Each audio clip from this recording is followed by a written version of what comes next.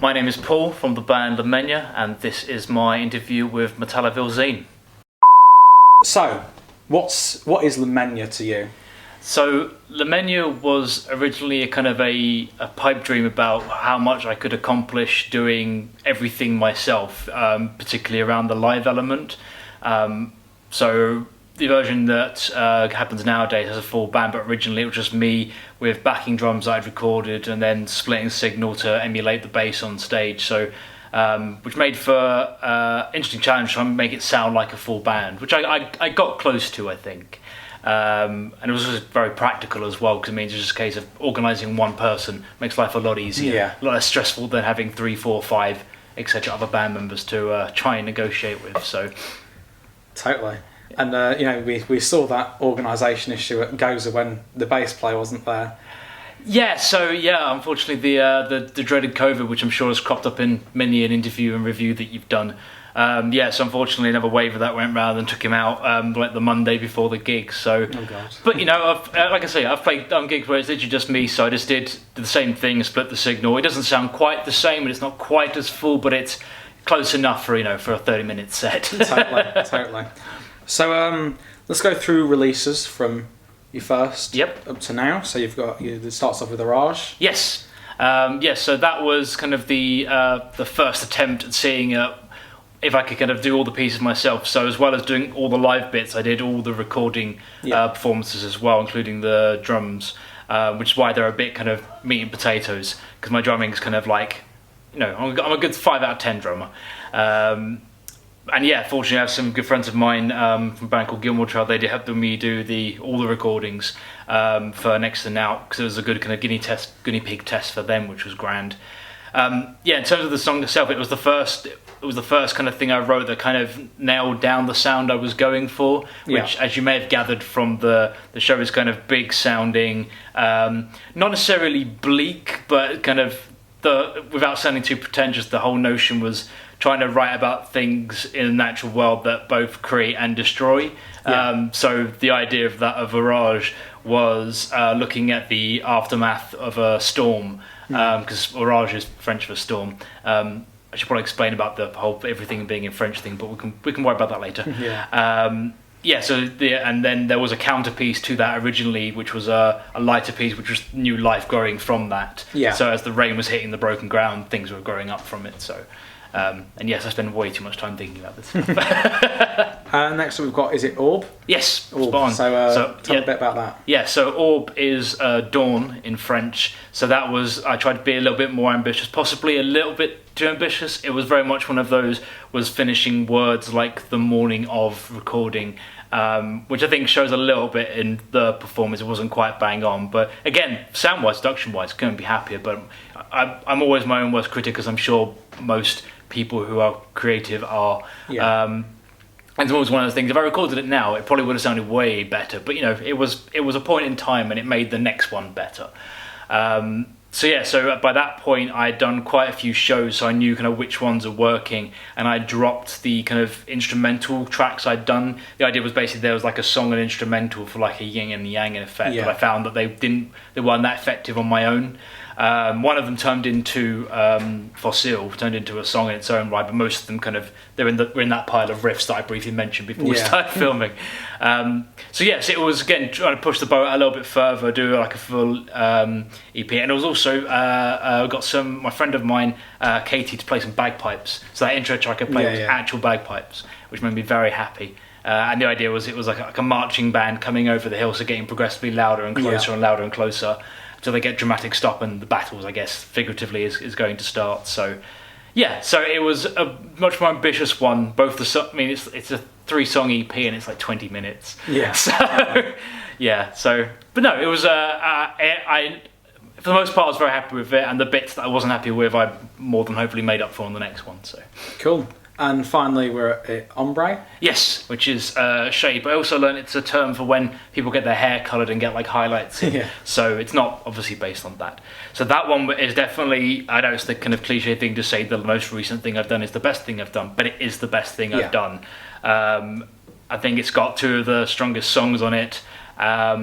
And the one in the middle was supposed to be a precursor to an album that I was going to write, but then the world stopped. Yeah. So other things took priority. But yes, that one was a big deal to me. So the band I mentioned, Gilmore Tro, who were doing recording, my very good friend Joe, who plays bass for them, he came in as a producer role to help me kind of, because I felt with the last one I hadn't really given my best performances, and he's seen me play bunch of times. He's known me for years and years and years, so he helped bring out more performance elements. So if I felt like, oh, that take was okay, like, no, you can do better than that, do it again. So, which is useful to have, because sometimes it's easy to just go, that was fine, I'll take that. So it was nice having someone kind of pushing me and trying new ideas out, and it really shows because the production is tip top and the performances are probably the best I've given on record, which I'm very happy with. So everything's in French, name, everything. Yes. What's that? Is that heritage? Is that? Not really. So when I was putting the idea together, like I said, I was trying to go for kind of like earthy, elemental kind of vibes, and I was trying to think about names that would work for that. And I wasn't particularly keen on using like monolith or anything like that because it's quite well used within metal as it is. But I started thinking about that, and of all things, thinking back to when I was a kid reading Asterix and Obelix. So because the big stone structures that Obelix carves are menhirs. And I was like, well, I'm writing slightly pretentious music with a slightly pretentious vibe. And I speak enough French that if I wanted to babble about it in French, I could. I'm like, yeah, I'll just run with it. Naturally found out there was a band called Menhir, who are a German, or were a German thrash band. So I was like, I'll put le at the beginning, it'd be fine. So rather than a the band, I'm a le band. So totally. Yeah, and it's great because it's all, if nothing else, it's fun listening to people try and pronounce it. So. Nocturne is probably my top 10 songs. Sweet, I'm very happy to hear that. So yeah, so that one is particularly close to my heart because each of the kind of the main influences on this kind of, I guess I can call it a band now. I've got other musicians, I can call it a band rather than just a project. Originally I called it an experiment because it literally was that. But yeah, so that one is my kind of ode to Insomnium, who are one of the big, because in terms of like big soundscapey kind of fill a hole, feels like you're in like a massive crater with them. They were kind of one of my main influences for that. So like particularly the album with Down with the Sun on, just the song makes me so happy. It's so miserable, but it makes me so happy. Totally. So on top of inspirations, who are out of ones that a new metalhead just got onto the scene. What do you did you grow up listening to bands? Did you what bands would a lot of people know that inspired you? So in terms of kind of early doors, and I appreciate it's one of the most metal interview cliche answers, but it all starts with Metallica. So as a kid there were 3 cassettes, because I'm old enough that our music was on cassettes, that lived in the car. There was Cream Greatest Hits Volume 1, there was Osmosis by Ozzy Osbourne, and there was the Black Album by Metallica. And then as you're getting a bit older, I wavered through various genres, including dipping into pop, and I had a very, very brief fling with rap, but it didn't last very long, so it didn't really go beyond Eminem, to be fair, most people my age. But then the way I always describe it is I went back to the Black Album and then found Master of Puppets, and then depending on your perspective, all went uphill or downhill from there, depending who you ask. But yeah, Metallica were kind of the particularly as a singing guitarist, James Hetfield's always been like the upper pinnacle. In terms of, I guess, as a writer and creator, it's got to be Devin Townsend. Of Devin Townsend Band, Devin Townsend Project, Strapping Young Lad, Casualties of Cool, and everything else he's done. The man is a genius, and every genre he dabbles in, he produces gold. And that's kind of became my ambition in terms of trying to not stick to we are a death metal band or we are a thrash metal band. Okay, so metal, but it's very vague. And I find that much more appealing, much more interesting to kind of rather than trying to write the same song 100 times. So totally. You started off, Metallica. And then what sort of? Because I suppose if you had to put a label on it, it's like post metal. Yeah. So my mate Gaz very playfully calls it Delicate Doom. Whereas I tend to go with melodic misery. That's what I've tended to go with. So it's tuneful, but it's not very happy. So the 4 kind of driving force. There's a couple of local bands. One called Archelon, which is the precursor to Gozer, who we were talking about earlier. And then the band I mentioned, Gilmore Trail, they're kind of the local influences in terms of having these big atmospheric soundscapes, having real dynamics throughout the songs rather than like thrash, thrash, thrash, thrash, stop. And then mentioned Somnium, but also Mastodon as well, in terms of trying to write interesting riffs and not just like recycle the same kind of riffs that other people used.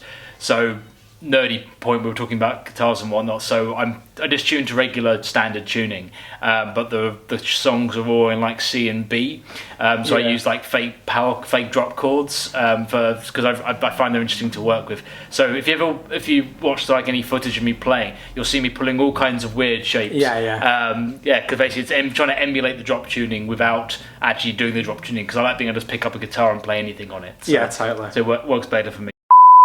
What is short term in the future? It's a very good question. I'm still hoping at some point that I will get around to writing this album that I've been pondering about. I'm a really big fan of metal concept albums, so bands like Avantasia and Aerion, who do that kind of thing routinely. But then things like the Constitution of Treason by God Forbid is just stunning. And things like Crack the Sky by Mastodon is I have a rule. I don't believe in basically 100% albums, because I don't believe the perfect album exists. Otherwise, I'd never listen to anything else again. But I do believe in 95s. That's like as high as you can get. It's like, I don't know if you're a gaming fan, but that'd be like the Ocarina of Time benchmark. So Crack the Sky for me is a 95. It's as perfect as it can get, in my opinion. So so hoping that I will eventually get around to writing this album I've been plotting for however long. I've got the artwork already. A friend of mine's a local artist called Kira. She's fantastic, and she's all done with the artwork, and it looks amazing. But it's been sat in my house for like 2 years, so I will get to it. So that's the goal. But then gig-wise, it's very much a case at this stage. It's kind of just seeing what comes up. There's no real like grand plan, so to speak, because things like the Melt of the Masses tour that happened recently, that came about because I got asked on like the day, hey Paul, any chance you can fill in a slot on this gig? I'm like, yeah, right then. So I did the one-man version of it I talked about earlier. Yeah. Got through somehow, and then got to do the semi-final and the final with a full band. So that was an interesting little journey. And with the Gozer gig, I also ticked off Court Bingo. I've played all 3 rooms this year. Oh, it's 3? Yeah. So there's the big main room, there's the smaller room downstairs, and then there's the local authority where the Gozer gig was. So there's a bigger room? Yeah, so there's the main room downstairs, which is the kind of where, like when I saw Mastodon there, in fact, and people like Lamb of God and Gajira, so the bigger bands tend to play in the main room, and fortunately the Metal of the Masses final, which we got into, which was ace, that was in the main room, so that was a nice bucket list ticker for that. You know, we've spoken about short term. Yeah. What's long term? What's the real plan? Like what's the, not end goal necessarily, but what's the big checkpoint you want to get to? Well, that would go broader than just La Menhir in terms of, like I briefly mentioned before we started filming, about teaching and things like that. So the kind of the objective would be to get the point where music is paying my bills. That's a very loose goal I've set myself for by the time I get to 40. So thankfully I've still got a bit of time on that. But it's building nicely. So I've been doing bits of teaching here, there, and everywhere, just trying to make it a bit more consistent, a bit more regular. And get the point where I can pull the trigger on the day job, which would be nice. So and La Menhir will fit into there somewhere. But again, I'm being a bit more reactive with it rather than kind of planning too far ahead. Yeah. So and usefully having a massive pool of musicians who are really keen to play with me, which is really nice. So. Because you may have noticed I borrowed quite a bit of Baal on a few occasions, and also like Bleeding Apocalypse, Gilmore, and also Cayley folk band I used to be in called Powerhouse. I borrowed a couple of them as well. So it's nice having lots of people who are willing to, and are more than capable of playing the music I write. More than capable. So in that sense, it's sort of like every live gig is slightly different. Yes. Because you have a different set of session musicians. Essentially, yeah. So there's only been.